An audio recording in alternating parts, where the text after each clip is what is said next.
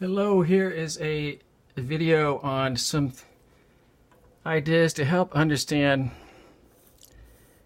when you're drawing in perspective, in particular now 1-point perspective, but this is applicable to 2-point in a more involved way.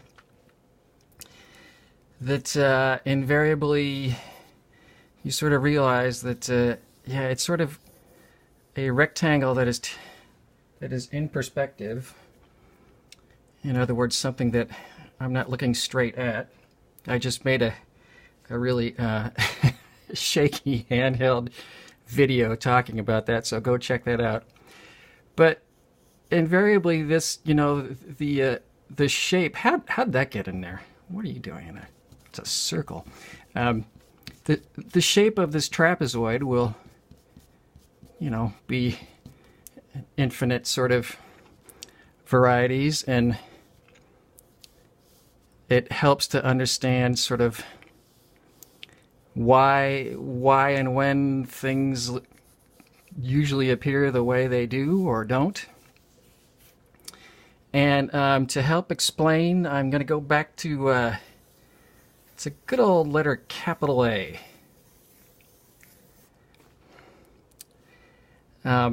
And I'm going to switch pages in just a sec, but there's several things going on, and it oddly enough depends on your perspective, and it depends on a couple other things as well. Obviously, the dimensions of whatever the rectangle is going to impact the appearance of how it looks in perspective. The degree to which you are either looking very much down at it from up above in an aerial kind of view, or if you're really sort of looking at it flat, more flat. It also depends on just how far away you are from the object, as far as what the angles of the lines will be like, and how pronounced and how steep they will become. And the last thing I put down here, I'm not going to touch much on it, but just the alignment of how you're looking, how you're positioned either left or right, side to side with this rectangular object. So I am going to use capital letter A to hopefully illustrate and just get an idea of some things that are going on, and will hopefully help understand. So when I think of a capital A, the first thing I think of is perspective. No, I don't, but it occurred to me not long ago that it's sort of a perfect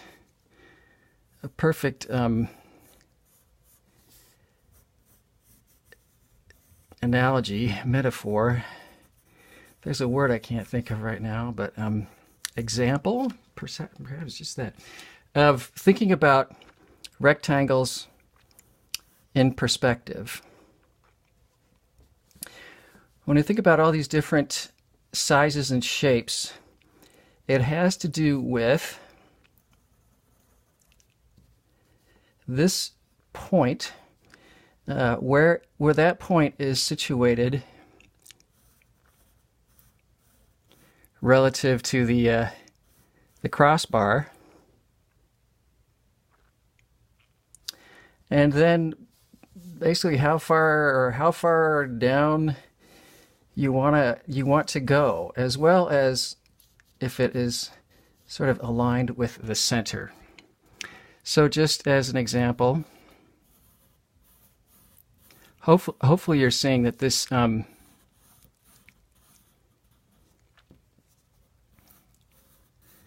is a great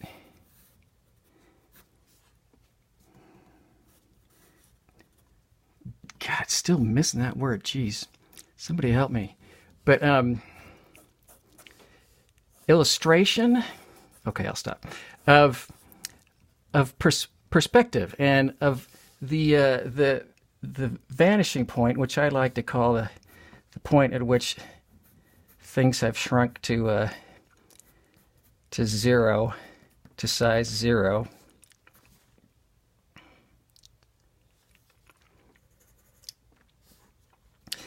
But depending on the scenario, the where that point is, it is on the horizontal line of sight. That's a long conversation. And I have other videos on that. But if it's closer, if it's related sort of in this kind of fashion, and we're looking at something, this rectangle is going to appear, much wider proportion-wise, and steeply angled like that. It could be that that it's more situated, that the eye level horizontal line of sight is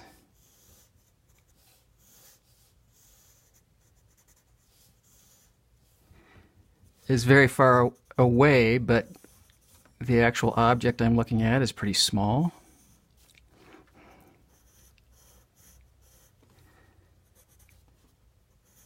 So there it would still appear, very wide proportion-wise, but could certainly and much less sharp of angles, and any variation thereof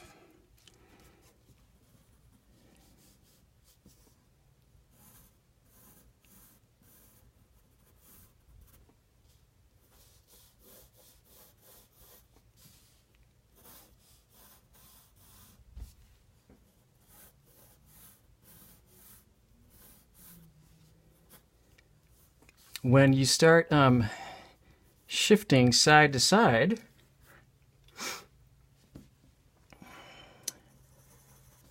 I should have been doing my patent pending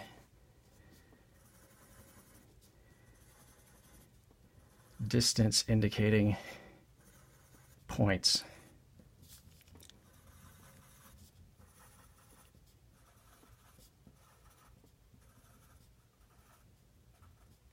And no, this is not a railroad track. Very different. That's a sidewalk. I don't know. If you are shifting sort of how you're positioned with a thing you're looking at, that could be represented by this crossbar, then it's not going to be exactly an isosceles trapezoid. There's a 2-bit term for you. So this angle and this angle are not going to be the same. And I'm hesitating a little bit to draw this line on that side of this point because dangerous things happen. No, I'll elaborate just a sec. If I'm shifted over here, and that's gonna be accordingly. The reason I'm sort of being silly about having my crossbar at least somewhere crossing over a plumb line from that point is because while it is helpful that even if something is over here, that a similar thing is going on. But the further the distance any one of these this crossbar gets away from either one point being on either side of, like I say, an imaginary straight up and down appearing line, because this line is actually going from close to farther.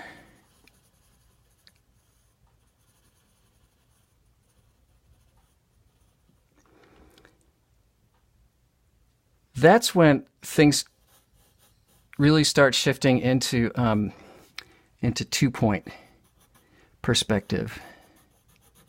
And yes, there will be times you're drawing something, a big scene, where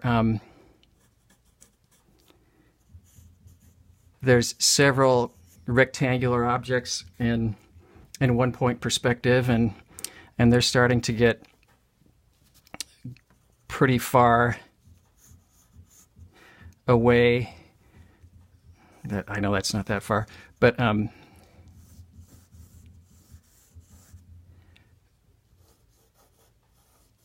from having these two endpoints on either side of the plumb imaginary line.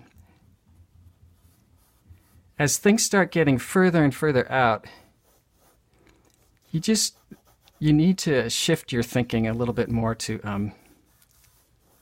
2-point perspective, and how things will begin to ever so slightly appear to be angling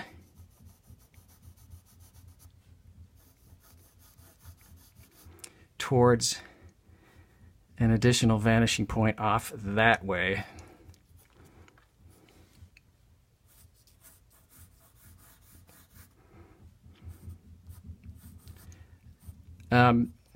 So there you have it. It's my capital A analogy. Analogy? Is that what it is? But I hope that helps.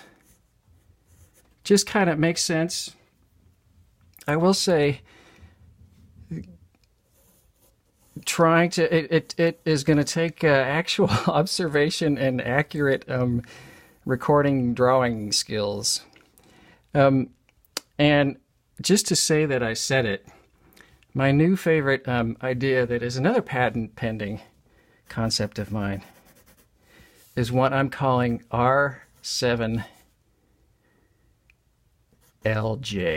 You know, I haven't decided on that. It might be JLR7. But the point is this: any rectangle, it's helping me to imagine the proportions kind of quickly and to be able to jot them down fairly accurately. If I just think of imagining this as an extremely wide lowercase r, and then imagining this as a number 7, another wide and very short 7. This one being the capital J with no, or maybe it's a lowercase. Anyways, that I'm imagining is a very wide and low J. And as you might have already guessed,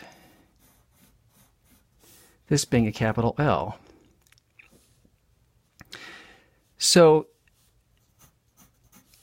I've been sort of just having fun using that for any rectangle when I'm trying to identify the proportions of well, anything I'm drawing. But by the time I sort of get around to thinking, oh, maybe that's an R, and maybe that could be like a 7, and that could be like the J, and that could be the L.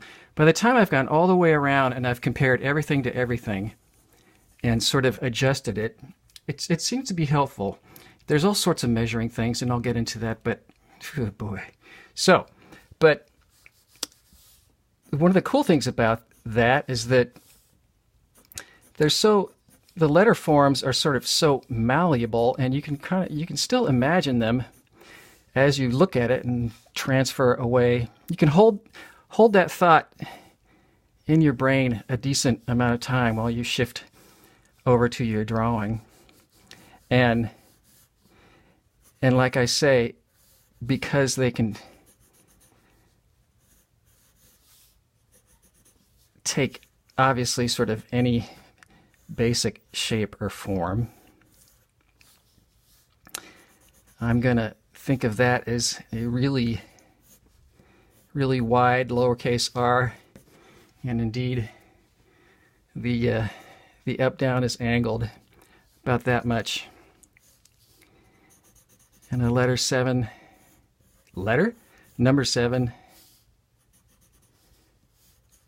I think just imagining it as a whole object kind of helps you think of this thing as a whole instead of a combination of a line like that and a line like that.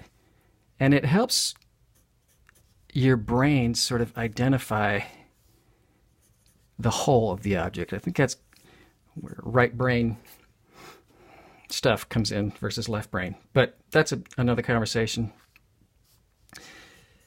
So you can play with that, see if you like it. If not, you can have your money back. But when we get to sort of drawing boxes and that will turn into buildings and will turn into kind of everything, I just sort of have fun with that idea still.